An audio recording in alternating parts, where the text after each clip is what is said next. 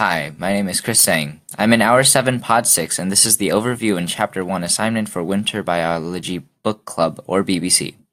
The date is December 11th, 2017. My book is Stiff by Mary Roach.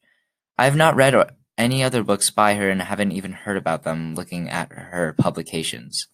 The title really sparks a sort of odd interest as the reader is instantly drawn to the title, Stiff, and reads words such as cadavers, which is a dead body reserved for science and dissection.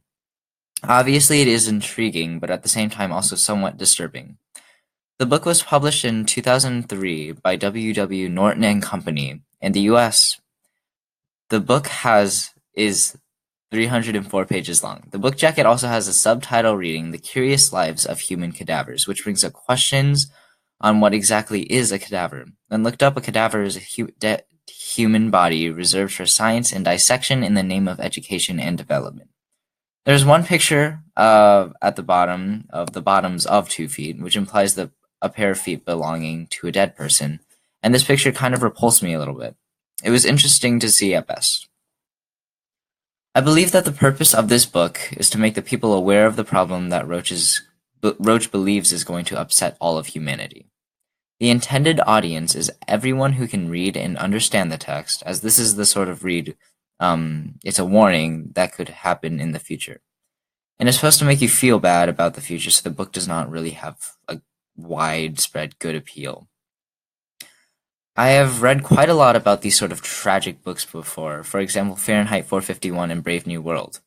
They are all set up in a dystopian society where all these future events sort of warn the inhabitants of the world today of the impending doom and danger to come if we keep the path that is set at this very moment. Roach, however, brings a new perspective to the topic in that humans still maintain a minimum of their humanity. They still see people as having rights, however not in the best of ways.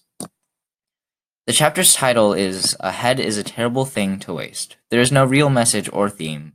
It just sets the stage and setting for the rest of the novel.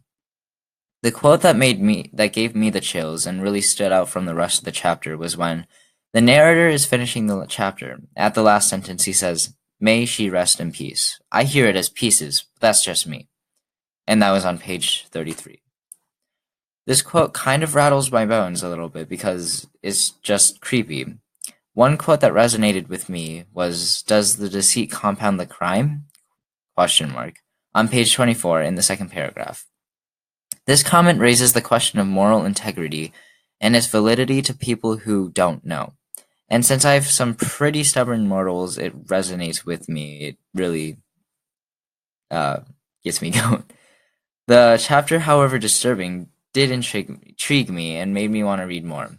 I learned that in older times people would volunteer to get surgically worked on for the betterment of science, and I learned that much of what we know is the result of countless experiments, all done on people without the guarantee of a solution. I want to know more about the society in the book and about how they convince themselves about what they are doing, how what they are doing is a good thing. This will explore the aspects of anatomy and biology and will give a sort of history on the topic as well as a lot of information on the topic itself. I'm really interested in how the book really explores anatomy in this sort of inhumane way. It looks at humans as mere livestock. It just doesn't treat them as humans.